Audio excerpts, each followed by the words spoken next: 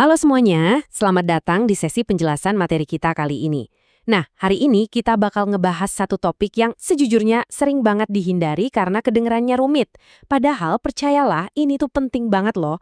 Kita nggak akan pusing-pusing bahas rumus matematika yang kaku kok. Sebaliknya, kita bakal melihat ini sebagai sebuah kerangka tentang cinta, keadilan, dan perlindungan buat keluarga kita tercinta. Yuk, kita mulai bedah soal hukum kewarisan Islam ini sama-sama. Coba deh, kita pikirkan sejenak. Kematian itu kan sebuah realitas yang pasti terjadi pada kita semua ya, dan pastinya sangat emosional. Tapi, di balik rasa sedih itu, pernah nggak sih kepikiran apa yang sebenarnya bakal terjadi sama harta kekayaan yang kita kumpulkan seumur hidup saat kita nanti udah nggak ada? Gimana caranya kita bisa mastiin keluarga yang kita tinggalkan tetap terlindungi secara finansial? Nah, disinilah sistem waris ini bekerja. Oke, mari kita langsung masuk ke intinya. Jadi, apa sih sebenarnya hukum kewarisan Islam itu? Sederhananya gini, ini adalah sistem hukum yang mengatur perpindahan hak milik harta, atau yang dalam istilahnya disebut tirka, dari seseorang yang udah meninggal dunia. Sistem ini tuh semacam panduan super jelas tentang siapa aja ahli waris yang memang berhak, lengkap dengan detail besaran porsinya masing-masing. Jadi ini benar-benar fondasi legal buat mastiin semuanya berjalan dengan sangat adil. Biar lebih gampang ngikutinnya, ini nih alur pembahasan kita kali ini. Kita bakal mulai dari tujuan dan sasaran, lalu masuk ke 3 unsur utama, terus ngebahas asas fundamental, dilanjut ke golongan ahli waris, dan terakhir kita bakal lihat apa sih perbedaan wasiat dan hibah. Oke, masuk ke bagian pertama, tujuan dan sasaran. Jadi, buat apa sih sistem ini sebenarnya dibikin? Kita tuh sering banget mikir kalau ngomongin warisan, pasti ujung-ujungnya cuma soal bagi-bagi angka kan? Padahal sama sekali nggak gitu. Betul, sistem ini memang memberikan kepastian hukum untuk aset almarhum, tapi tujuan utamanya tuh jauh lebih dalam dari itu, yaitu untuk mencegah konflik atau ribut-ribut yang menyakitkan di antara anggota keluarga. Pada akhirnya, ini tuh benar-benar sebuah instrumen nyata untuk menjaga keadilan sosial dan keutuhan kasih sayang dalam keluarga kita. Nah, sekarang kita lanjut ke bagian kedua. 3 unsur utama. Ini adalah syarat-syarat dasar sebelum pewarisan bisa benar-benar terjadi.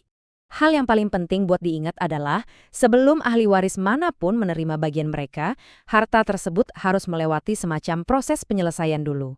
Langkah pertama, biaya pengurusan jenazah almarhum itu wajib banget diselesaikan. Kedua, kita harus melunasi seluruh utang-utangnya. Terus yang ketiga, menunaikan wasiat kalau memang ada. Nah baru deh di langkah keempat, sisa harta bersihnya bisa dibagi-bagi ke para ahli waris. Jadi prinsipnya jelas ya, tanggung jawab itu selalu mendahului hak. Dalam seluruh proses yang tadi kita bahas, selalu ada 3 elemen kunci yang terlibat. Pertama, pewaris, yaitu almarhum yang meninggalkan harta. Kedua, ahli waris, atau mereka yang berhak menerima harta karena ada ikatan darah atau status pernikahan yang sah. Dan yang ketiga adalah harta warisan itu sendiri atau yang disebut tirkah. Ingat ya, tirka ini bukan total keseluruhan harta bruto pas almarhum meninggal, melainkan aset bersih yang udah dipotong biaya jenazah, utang, dan wasiat tadi. Kita bergeser ke bagian ketiga, asas fundamental. Ini ibarat aturan main utama yang mengatur bagaimana harta itu berpindah. Sistem waris ini punya fondasi yang luar biasa kokoh. Asas pertama itu ijbari, yang artinya wajib atau otomatis. Jadi, harta itu langsung berpindah secara hukum tepat di detik kematian terjadi. Terus, ada asas bilateral, di mana kita itu berhak mewarisi dari jalur ayah dan juga ibu secara bersamaan. Nah, poin krusialnya ada di sini nih, keadilan berimbang.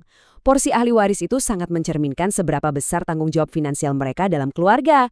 Contohnya, laki-laki mungkin dapat porsi yang kelihatannya lebih besar, tapi itu karena dia punya kewajiban mutlak untuk menafkahi keluarganya. Dan pastinya ada asas akibat kematian, ya artinya nggak ada bagi-bagi warisan kalau belum ada yang meninggal dunia.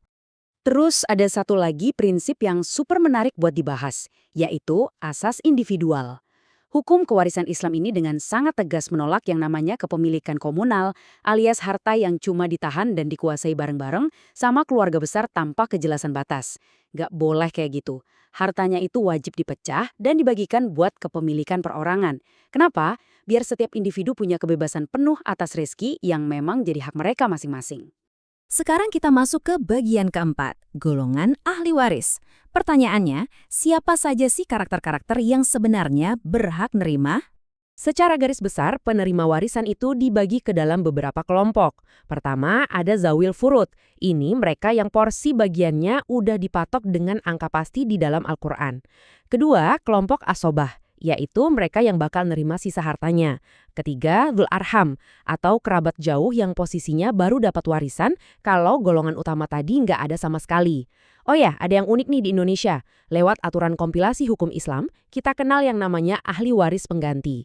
Maksudnya gini, kalau ada orang tua yang meninggal lebih dulu dari kakek atau neneknya, nah anak dari orang tua tersebut bisa maju ngegantiin posisi ayah atau ibunya buat nerima warisan. Super adil dan solutif banget kan? Dan ini benar-benar mengilustrasikan dengan sempurna gimana pembagian buat kelompok zawil furud tadi bekerja. Porsi mereka itu ibarat potongan kue dengan ukuran pecahan yang udah pasti, seperti 1/2, 1/4, 1/8, 2/3, atau 1/6. Ukuran ini nggak bisa ditawar-tawar atau diubah seenaknya. Ini adalah batasan matematis yang sangat tegas. Jadi nggak ada lagi deh cerita saling berembut atau merasa kurang, karena aturan pasti ini memang diciptakan khusus untuk melindungi posisi anggota keluarga yang paling rentan. Lanjut ke bagian kelima, wasiat versus hibah. Disinilah biasanya letak kebingungan yang paling sering muncul di dunia nyata. Sering banget kan kita dengar orang kebolak-balik nyebut wasiat dan hibah.